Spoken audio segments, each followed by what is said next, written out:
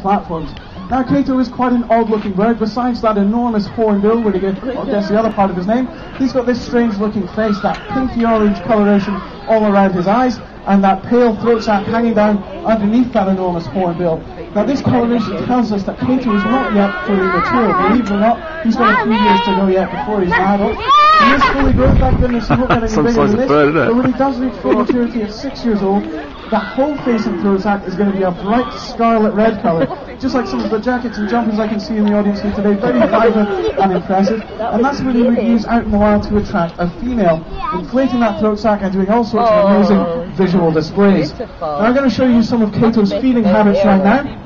I've got a few of his favourites here. There's just a few insects called mealworms, and he's using his beak very precisely there, like a precision tool to pick up every individual little bug. You can see that almost like a pair of tweezers. So he will eat all manner of insects as well as some fruit and vegetation, but he will also catch much larger prey items. So he'll eat things like small mammals, reptiles, amphibians, literally anything you can get that beak around, he's going to have a go at eating, which, considering the size of it, is pretty well most things. So he can use it very precisely like he showed you there, but you can also use it as a very powerful tool for reaching in under logs and pulling much larger animals out of their hiding places. Just like this very big juicy tarantula he's found for you here this afternoon. Don't worry, it's not a real one, but it is a good example of something he might well eat out in the wild. Pulling it out of its hiding place with that massive beak, and then maybe using it to stab at the animal to make sure that it's dead. Now, if it's something too big to swallow in one go, as indeed this spider probably would be, I'll try this one more time, what he might do is get a good grip of one of the limbs and then just give it a swift whack against a rock or something, and that'll break it up into some smaller pieces to make it easier for him to eat. So he's a very intelligent bird, quite capable of problem solving in all sorts of situations to help him find his food. Now, he hasn't tried to eat this spider here this afternoon, not just because it's made of plastic and it probably wouldn't taste very good, but also because he's showing us a very special hornbill breeding behaviour.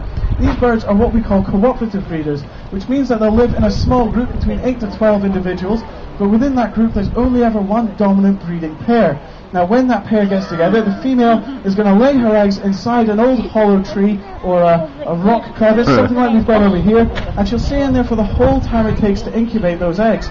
She won't leave once, not for about 40 days or so while those eggs are waiting to hatch. So during this time, it's very important for all the young males to do exactly what Cato's done for you here this afternoon. They go backwards and forwards to find these prey items and then drop them back into the nest for that female so she can keep up her strength, looking after the eggs and the all-important chicks that hatch.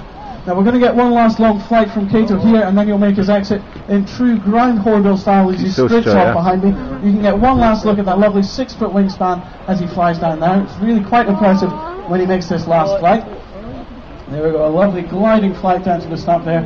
And then, as promised, he's just going to run up behind me now. So a round of applause for Cato as he heads off the stage there. He's done a fantastic job for us here this afternoon. Now, I just need to finish up by telling you a little bit about the conservation of these birds. You're very lucky to have met Cato here today because they are extremely endangered out in the wild. There's thought to be less than 1,500 or so of them left in South Africa, and that's generally within the protected areas like Kruger National Park.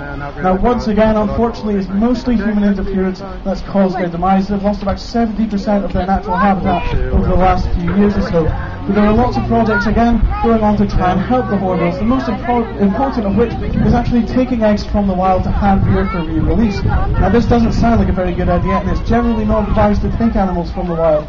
But with these hornbills, although they will lay up to 3 eggs at a time, only 1 chick will ever survive. So what they're doing is taking those other 2 eggs that would otherwise die, and they're rearing them in captivity. Now, they won't hand rear them in the same way we have with Cato, otherwise they'd be far too friendly with people, approaching everyone and honking at them for food and whatnot. So instead they use great big hornbill hand puppets. These little chicks will never actually see a human in their lives, just this great big puppet that will play the part of their parents. This way, when they're old enough, they can be released back into the wild into one of these protected areas and hopefully find a few other hornbills to gang up with and get some of that breeding going. So, fingers crossed, over the next few years, we might see a few more hornbills out there in South Africa. Now, that is the end of our presentation. I hope you've enjoyed meeting all of the animals here today and hopefully learned something as well.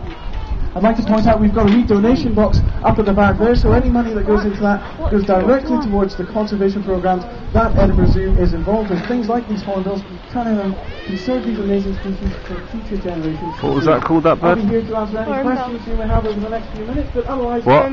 Hornbill what? At Edinburgh Zoo. Thank you its very much. name? Yeah. Something bigger than the P.